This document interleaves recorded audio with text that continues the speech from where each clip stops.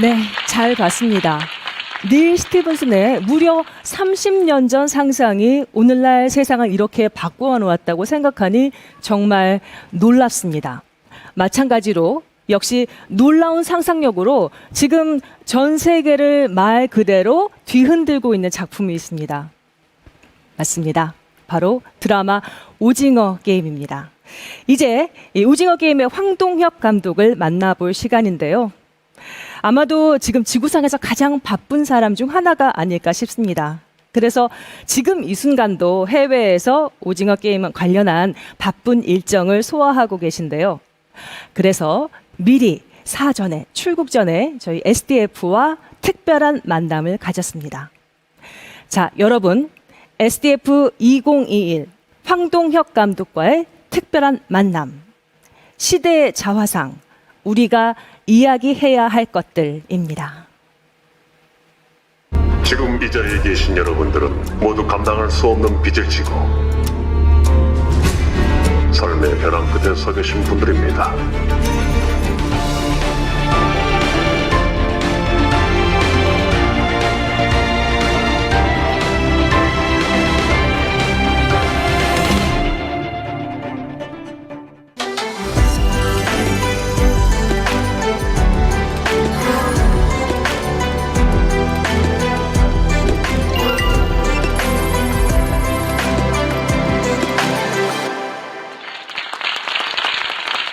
네, 정말 많은 분들이 기다린 순서일 것 같습니다. 오징어 게임의 황동혁 감독님 나와 계십니다. 인사 나눠보겠습니다. 감독님 안녕하세요. 예, 안녕하세요. 저는 오징어 게임을 쓰고 연출한 감독 황동혁입니다. 반갑습니다. 먼저 화제 시리즈 오징어 게임 얘기부터 해봐야 될 것 같은데요. 이번 드라마 연출뿐만 아니라 각본도 직접 쓰셨잖아요. 창작자로서 오징어 게임에 어떤 문제의식을 담고 싶으셨을까요? 예, 오징어 게임은 가장 먼저는요, 좀 재미있는 사람들이 정말 끊지 않고 몰아서 볼 수 있는 그런 시리즈를 한번 만들고 싶었어요. 그리고 이 시리즈를 재밌게 8시간을 본 이후에 뭔가 좀 그냥 재밌었네 하고 그냥 끝나버리는 게 아니라 끝나고 뭔가 좀 남는 것이 있었으면 좋겠다는 생각을 했습니다. 대단한 것들은 아니고요. 성기훈이 이제 주인공이 마지막 회, 마지막 순간에 가족을 만나러 가는 비행기에 오르지 않고 돌아서잖아요. 그러면서 질문을 던지죠. 이런 말을 합니다. 전화기에 대고. 나는 말이 아니야. 그래서 궁금해. 당신들이 왜 이런 짓을 하는지. 라는 질문을 던집니다. 그 질문을 우리 모두에게 한번 좀 던져보고 싶다는 생각을 했었어요. 다른 게 아니라 지금 한국뿐만 아니라 지금 자본주의 사회에 살고 있는 현대 21세기 팬데믹 시대에 살고 있는 지구에 사는 거의 모든 사람들이 굉장한 고통과 힘든 생활들을 견디며 살아가고 있잖아요. 그것은 팬데믹의 문제이기도 하지만 기본적으로 자본주의가 지난 19세기, 20세기를 거치면서 21세기에 들어 어느 정도 뭔가 한계를 드러내고 있는 것이 아닌가라는 생각을 해봤습니다. 그래서 지금 누구나 이렇게 엄청나게 경쟁적인 상황으로 내몰리고 있고 그 경쟁에서 낙오되면 다시는 회복할 수 없을 정도의 상처를 입고 사회의 밑바닥으로 점점 내몰리게 되는 것들을 우리 주위에서나 아니면 다른 나라의 상황에서 쉽게 목격할 수가 있는데요. 그래서 성기훈의 입을 통해서 과연 누가 이런 경쟁 체제를 만들었는가, 누가 이렇게 우리를 하루하루의 삶을 절벽 끝에 서 있게 하는 그런 시스템으로 우리를 마치 그 게임 안의 말처럼 만들고 있는가에 대해서 한 번쯤은 되돌아보고 묻고 질문을 던지는 그런 기회가 이 시리즈를 통해서 있었으면 좋겠다라는 생각으로 이 작품을 만들었습니다. 네. 감독님의 그런 문제의식이 적중한 것 같습니다. 저도 지켜보면서 성기훈이 비행기를 타지 않고 돌아오는 모습에서 뭐랄까 안도를 느꼈었거든요. 오징어 게임을 공개한 이후로 전 세계에서 다양한 피드백을 받고 계시잖아요. 이런 관점, 이런 해석은 정말 뜻밖이었다, 놀라웠다 하는 게 있었을까요? 뭐 그냥 좀 자잘한 사소한 것 같지만 좀 이런 걸 이렇게 볼 수가 있구나. 서양이나 다른 나라들에서는 하고 느꼈던 게 기운이 그 뽑기방에서 딸의 선물을 뽑기로 뽑는데요. 그게 하필이면 이제 총 모양으로 된 라이터 선물이었는데요. 미국 쪽 반응을 보면 그걸 아이가 꺼내는 순간 다들 화들짝 놀라면서 아니 어떻게 저걸 확인도 안 해보고 아빠가 무슨 애한테 총을 선물로 줄 수 있단 말이야 하면서 너무 놀라는 반응들을 받고 또 아이가 그걸 땡겨볼 때 아이는 당연히 한국에 총이 돌아다니지 않는다는 거 아니까 자연스럽게 땡겨보는데 정말 총일까봐 엄청나게 걱정들을 하는 반응들을 보면서 총기가 허가된 곳에서의 반응은 한국과는 많이 다르구나 하는 생각도 했습니다. 네. 그리고 뭔가 좀 더 주제적인 측면에 있어서는 아까 그 사회자님께서 말씀하신 것과도 좀 닿아 있는데요. 그 마지막 성기훈의 선택인 딸을 만나러 미국에 가는 대신에 돌아서는 그 장면을 보면서 또 서양의 특히 많은 분들은 미국의 또 많은 분들이 왜 딸을 만나러 가지 않고 돌아서느냐라는 그런 불만들을 많이 표현을 하시기도 하더라고요. 특히 아무래도 한국보다 어떻게 보면 서양이 조금 더 개인주의적이고 가족 중심적인 뭐 그런 그 사고방식이나 문화가 있어서 그런 것 같다라는 생각도 했습니다. 지금 뭐 미국이나 서양을 보면 백신이 넘쳐나도 자신의 몸에 대한 권리를 주장하며 백신을 맞지 않는 사람들이 상당히 많이 있잖아요. 어떤 그런 개인주의적인 성향 때문인지 그 마지막 장면에 대한 어떤 불만족이라든가 놀라움 같은 것들이 한국에 비해서 오히려 더 크다는 것을 알고 조금 놀랐습니다. 네. 반응이 좀 뜻밖이기도 하고 재미있기도 하네요. 생각할 거리가 또 그렇게 다르게 받아들여진다는 것이 좀 놀라운 것 같습니다. 자, 그럼 지금부터는 좀 더 SBS D포럼 주제에 연관된 질문을 좀 드려봐야 될 것 같은데요. 올해 SDF는 5천만의 소리, 지휘자를 찾습니다라는 주제 아래 우리가 특별히 관심을 갖지 않으면 잘 들리지 않는 목소리, 놓치고 소외되기 쉬운 소리에 주목을 했습니다. 그런 면에서 보면 오징어 게임에 참가하는 그런 사람들이 그런 소외된 목소리의 대표 같다는 그런 느낌을 받았거든요. 그런 사람들을 주요 인물로 설정하고 목소리를 들려준 창작자로서의 그런 생각일까요? 그런 것들은 어떤 게 있을까요? 사실 뭐 이 작품은 어쨌든 경제적인 굉장히 빈곤에 몰려서 거의 벼랑 끝에 선 사람들이 어떤 이런 말도 안 되는 게임에 참가한다는 컨셉이잖아요. 그래서 기본적으로는 사회적 약자들, 경제적으로 바닥에 있는 그런 계급 계층들이 당연히 등장하는 것은 뭐 이 작품의 어떤 소재적 특성상 당연한 일인 것 같고요. 다만 뭐 예를 들면 탈북자 또 이주노동자 그다음에 고령층 뭐 그다음에 기혼 같은 경우는 실업자 뭐 이런 인물들이 이제 어떤 약자를 대변하는 사람들로 등장하는데요. 이건 꼭 한국만의 문제가 아니라 제가 이런 그 표본을 캐릭터를 정했을 때는 전 세계 어느 나라에나 마찬가지지 않을까? 이런 마이너리티들, 이런 어떤 대표적인 빈곤층들이 존재하지 않을까라는 생각으로 선정을 해봤습니다. 어디에나 실업의 문제는 한국뿐만이 아니라 다른 나라에서도 큰 문제고요. 그다음에 고령화 사회로 접어들면서 고령층의 빈곤 문제도 역시 마찬가지로 큰 사회 문제로 대두되고 있고, 선진국일수록 또 이주 노동자의 문제가 언제나 또 큰 한 집단을 이루고 있고요. 또 지금 뭐 전 세계에 난민들이 너무나 많이 발생하고 있지 않습니까? 그래서 새벽이금 탈북자로 여기서 묘사되어 있지만 전 세계가 똑같이 다른 나라에서 정치적인 경제적인 문제로 흘러들어온 많은 난민들의 문제에 직면하고 있는 것들이 사실이라 전 세계가 한번 공통적으로 공감할 수 있는 그런 집단들을 한번 제가 소외된 사람들의 대표격으로 선정을 해봤습니다. 네, 그렇군요. 바로 그런 점 때문에 전 세계적으로 이렇게 뜨거운 반응을 불러일으키지 않았을까라는 생각도 해봅니다. 감독님과의 이번 인터뷰에 앞서서 SDF 신청 관객들에게 황동혁 감독에게 궁금한 내용을 보내달라 이렇게 요청을 드려서 많은 분들이 저에게 질문을 보내주셨습니다. 등장인물과 관련해서 SDF 정중 이병권 님께서는 이런 질문을 주셨습니다. 제가 읽어드릴게요. 감독님 스스로는 출연자 가운데 어떤 인물에 더 가깝다고 생각하십니까? 그리고 그 캐릭터로 게임에 참여한다면 끝까지 살아남으실 수 있을까요? 라는 질문을 주셨는데요. 어떤 답변 주시겠습니까? 여기 나오는 두 주인공인 기훈과 상우에는 제 모습이 어느 정도 한 반반씩 좀 녹아 있는 것 같아요. 제가 쓸 때도 그런 생각을 좀 하면서 썼고요.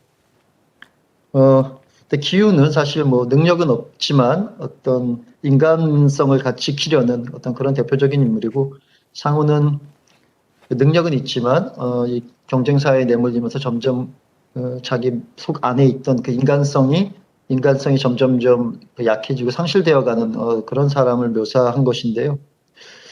만약에 현실에서 이런 게임이 벌어진다면 제가 아무리 좀 착한 선의를 끄집어내려고 해도 기운 정도로 할 수 있을 것 같은 자신은 없고요. 아마도 현실적으로 생각하면 제가 이걸 만들면서 계속 그런 생각을 했는데, 상우는 나쁜 사람이 아니라 다만 현실적인 사람이다. 그리고 어떻게 보면 가장 인간적인 우리 지금 현재 우리들의 모습이다라는 생각을 했습니다. 그런 면에서 생각하면 저도 아마 가장 상우에 가까운 사람이 될 것 같고, 게임에 들어가서 상우의 모습이 되지 않을까 하는 생각을 했고요. 어느 라운드까지 갈 수 있을지는 잘 모르겠는데, 글쎄요, 그래도 제가 눈치도 빠르고 잘 여기저기 그래도 생존 능력이 좀 있는 편이라 한 그래도 5, 6번째 정도 게임까지는 가지 않았을까. 근데 아무래도 징검다리쯤에서 탈락하지 않았을까 하는 생각을 해봅니다. 네. 그래도 상당한 자신감이신 것 같습니다. 네. 올해 SDF가 관심을 갖는 또 하나의 화두는 바로 리더입니다. 그리고 감독님 역시 촬영 현장뿐만 아니라 제작 전반을 총괄하고 또 조율, 지휘하는 리더로서 일을 하셨을 텐데요. 현장 경험으로 비춰볼 때 리더의 자질 어떻게 생각하십니까? 현장도 사실 굉장히 이 작품 하나를 만들기 위해서 뭐 100명, 200명 정도의 스태프들과 또 뭐 엑스트라까지 하면 때로는 400, 500명 정도의 배우들을 다 지휘해야 하는 역할이라 리더십이 되게 중요한 덕목이긴 한데요. 글쎄요, 좋은 리더가 되려면 뭐 제 생각에는 한 2가지 정도 말씀드릴 수 있을 것 같은데, 처음에는 첫 번째로는 공명정대해야 된다고 생각합니다. 뭐 말 그대로 사사로운 것에 치우치지 않고 정도를 걸어야 한다고 생각해요. 뭐 예를 들면 감독이 스텝이나 배우들을 선발할 때 굉장히 많은 또 청탁과 부탁, 뭐 사사로운 인연에 의한 뭐 이런 것들이 굉장히 많이 들어오거든요, 사실. 전에 신세진 사람이 누군가를 써달라고 한다거나 이런 일들이 너무 많은데, 오직 한 가지만 사실 저는 생각하고 이 작품을 만듭니다. 가장 좋은 작품에 어울리는 사람을 뽑는다. 그래서 항상 좋은 배우, 또 가능성 있는 배우들을 발굴하고 또 가장 실력 있는 스태프들과 일하려고 노력을 하고요. 모든 사사로운 정의나 어떤 이해관계에 치우쳐서 사람을 뽑는 일을 하지 않으려고 합니다. 그런 공명정대함 같은 것들이 그 감독이 보여주어야 밑에 스태프들이나 다른 사람들도 그 뜻을 이해하고 좀 같이 닮아가는 경향이 있는 것 같아요. 그래서 공명정대함이 굉장히 중요한 덕목이라고 생각을 하고요. 제 경우에는. 그리고 또 한 가지는 뭐 어떻게 보면 비슷한 연장선상에서 나올 수 있는 얘기인데, 사람을 뭐 보는 눈과 쓰는 능력이 굉장히 중요하다고 생각합니다. 왜냐하면 이 일이라는 게 아주 작은 집단에서의 일조차도 사실 리더라는 사람 혼자 힘으로 할 수 없는 일들이 너무나 많거든요. 그리고 현대사회처럼 점점 복잡해지고 점점 더 많은 분야들이 서로 엮여 있는 그런 사회에서는 리더가 아무리 똑똑하다고 해도 혼자 힘으로는 이 일들을 다 해나가는 건 벅차고 무리인 것 같습니다. 그래서 정말 나에게 필요한 좋은 사람을 적재적소에 뽑아서 쓸 수 있는 그런 능력과 눈, 그리고 그들에게 일을 맡길 수 있는 어떤 마음가짐, 이런 것들이 사실 지금 사회에서는 가장 또 중요한 리더의 덕목이라고 생각합니다. 네. 오징어 게임이라는 커다란 프로젝트를 잘 이끌어서 성공시킨 분의 이야기라서 더 집중해서 들을 수 있었는데요. 일상뿐만이 아니라 자연스럽게 정치 상황도 또 떠올리게 만드는 그런 얘기가 아니었나 싶습니다. 다음은 SDF 청중 박정래님의 질문입니다. 제가 읽어드리겠습니다. 이번 드라마에 나온 놀이들은 제가 어렸을 때 시간 가는 줄 모르고 또래들과 즐겼던 게임인데요. 전 세계가 추억의 게임을 생존 게임으로 기억하게 된 것은 가슴 아픕니다. 라는 의견을 주셨습니다. 천진하게 즐겼던 놀이가 잔인하게 변형됐다는 것에서 많은 분들이 충격을 좀 느끼셨을 것 같고 폭력성에 대한 그런 걱정도 자연스럽게 따라오는 것 같습니다. 관련한 생각을 여쭙고 싶습니다. 특히 뭐 사실 이런 폭력성이 문제가 되는 것은 이 작품이 미성년자 관람 불가 등급임에도 불구하고 자꾸 이제 미성년자들이 10대들이 이 작품을 이제 어떤 경로든 자꾸 보고 뭐 그거에 의해서 영향을 받는 것들이 이제 좀 문제인 것 같은데요. 이 작품은 10대 어린 학생들을 위해서 만들어진 작품은 아니고요.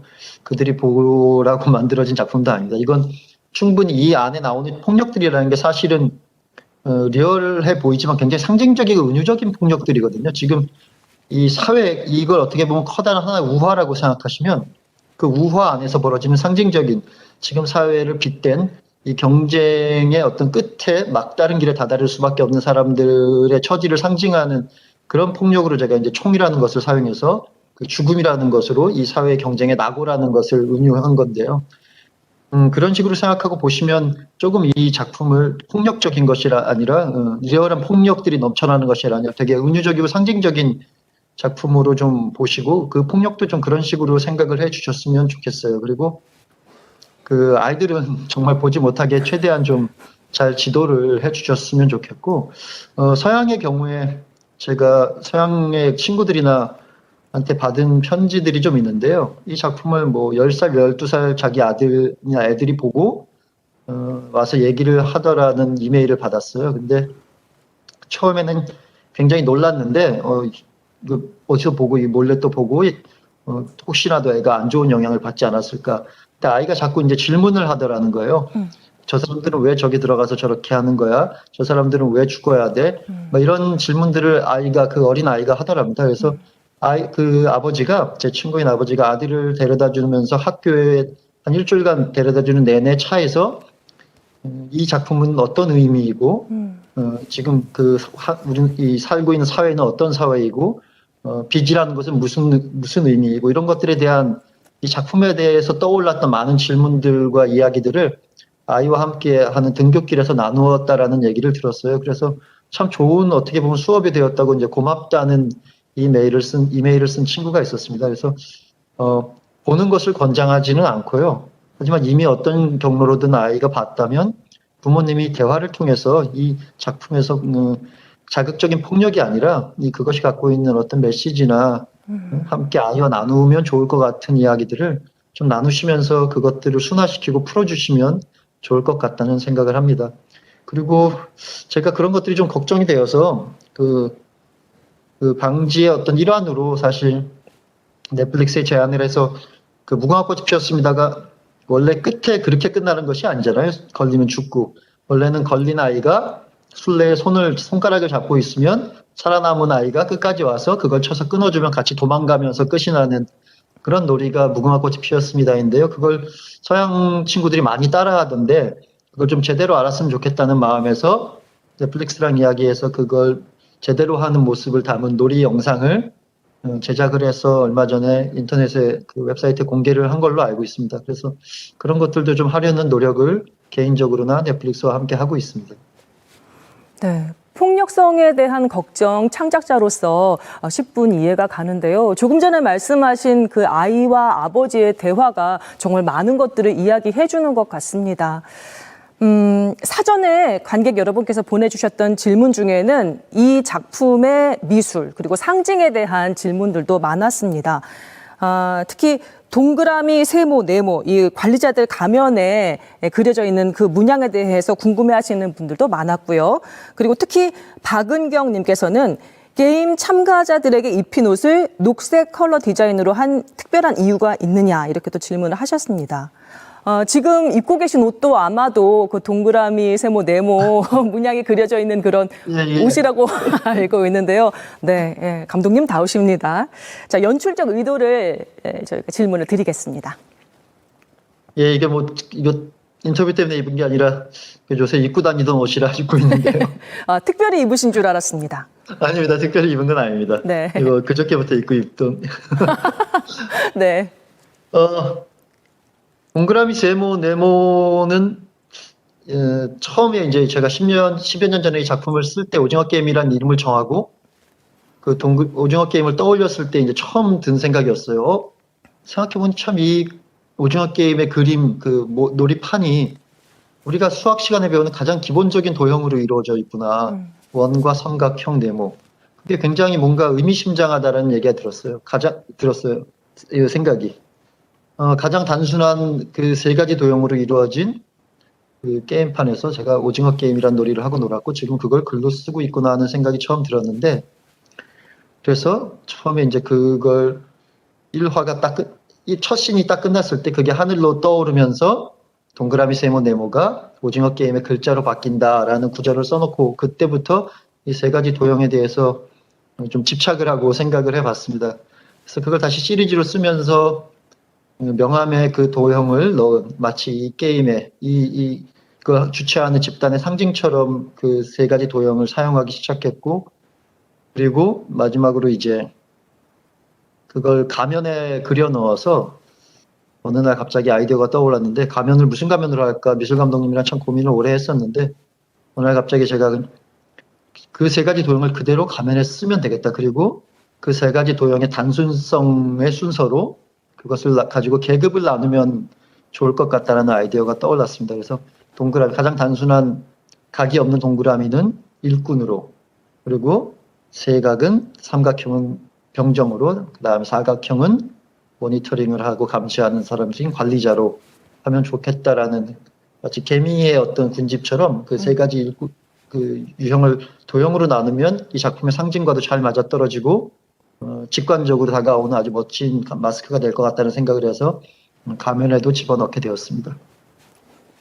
그리고 그 녹색 체육복은 저희가 이제 관리자들의 옷과 참가자들의 옷에 대해서도 고민을 많이 했는데요. 저는 기본적으로 이제 참가자들의 옷이 어릴 때 저희가 이제 초등학교 때 국민학교 다닐 때 입던 체육복이었으면 했어요. 그래서 처음부터 이제 체육복 스타일을 제가 제안을 했고, 그래서 의상 감독님과 얘기를 하고 미술 감독님과 함께 얘기를 하면서 고민을 하다가 어릴 때 이제 가장 많이 입었던 체육복의 색깔이 녹색이었거든요. 제가 쌍문 국민학교를 다녔는데 거기 체육복도 녹색이었고, 그리고 그게 또 저희가 하고 싶었던 그 관리자들의 핑크색과 약간 보색 관계이기도 하고 해서 잘 어울리는 느낌이 들어서 녹색으로 했습니다. 네, 정말 오징어 게임은 그 미술과 상징을 집중해서 보는 재미도 있는 그런 작품이 아니었나 생각이 듭니다. 전 세계적인 반응을 일으킨 오징어 게임뿐만 아니라 요즘 이른바 K 콘텐츠의 활약이 대단한데요. 정말 전례 없는 세계적인 인기를 구가하고 있습니다. 앞으로 K 콘텐츠가 더 많은 세계인과 가깝게 만나기 위해선 어떤 노력들이 더 필요할지 감독님의 생각을 듣고 싶습니다. 뭐 일단 가장 기본적으로 얘기하면 글쎄요, 그냥 다들 노력을 해야겠죠. 뭐 갑자기 근데 뭐 그렇다고 몇 작품이 잘 됐다고 갑자기 모든 게 다 세계적으로 잘 되고 세계화가 될 수는 없는 것일 테니까요. 그냥 지금까지 해오던 대로 많은 창작자분들이 해오시던 대로 지금 있는 곳에서 자기가 가장 잘할 수 있는 것들을 열심히 만들어가는 게 가장 기본일 것 같고요. 정부나 좀 뭐 사회에 좀 바라고 싶은 것들이라면 좀 더 교육 쪽에 신경을 더 많이 써주셨으면 좋겠다라는 생각을 했습니다. 뭐 학과들도 그렇고요, 대학교의 학과들도 그렇고, 아니면 뭐 고등학교에서 이미 전문화 고등학교에서의 교육도 그렇고 좀 더 영상에 가깝게 접근할 수 있고 양질의 교육을 받을 수 있는 그런 교육기관들이나 과들이 많이 생겼으면 좋겠고요. 그리고 좀 나라에서 그런 쪽으로 지원을 좀 많이 해주셨으면 좋겠다라는 생각을 했습니다. 한때 우리가 영상원이라고 이제 나라에서 만든 그 학교가 나오고 나서 제가 뭐 거기 출신은 아닙니다만 거기서 굉장히 많은 장비와 이런 것들을 정부 차원에서 지원을 해주면서 좋은 인력이 많이 갔고 거기에서 좋은 인력들이 많이 영화계로 양산이 됐거든요. 뭐 그런 것처럼 정부에서도 좀만 그런 쪽으로 조금 더 지원을 해주시고 관심을 가져주시면 좀 더 많은 꿈나무들이 앞으로 미래의 한국 영상 콘텐츠 산업을 책임져 나갈 것 같습니다. 네. 교육과 지원의 중요성에 대해서 짚어주셨는데요. 무엇보다 어떤 이야기가 담기느냐, 그 창작물에 담기는 이야기가 중요할 거란 생각도 해봅니다. 오늘 황동혁 감독님과 함께하고 있는 이 시간 세션의 제목이 바로 시대의 자화상, 우리가 이야기해야 할 것들이거든요.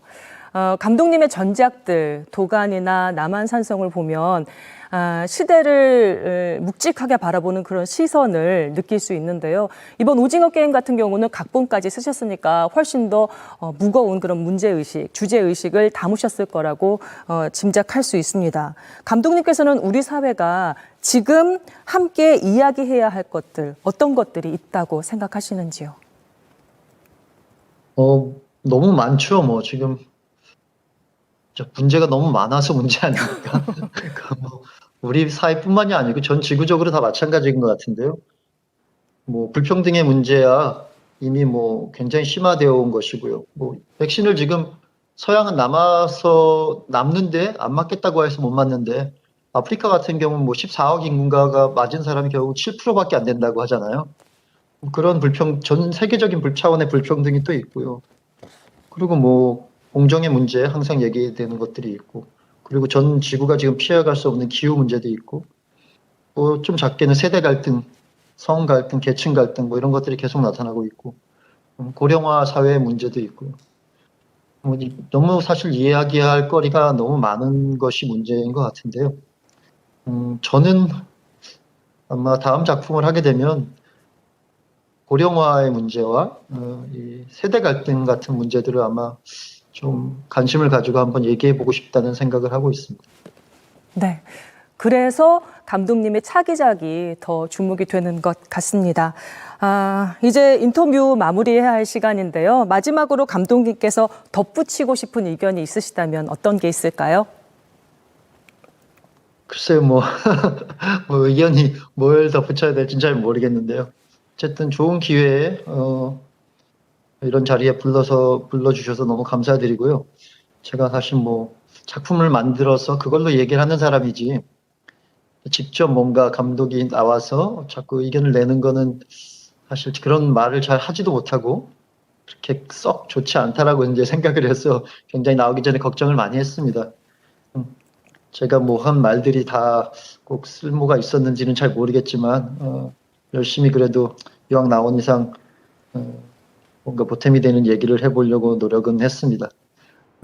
더 좋은 작품으로 이런 이야기보다는 앞으로 더 차기작으로 더 좋은 작품으로 이야기를 할 수 있는 그런 사람이 되겠습니다. 앞으로 나올 작품 많이 기다려 주시기 바랍니다. 감사합니다.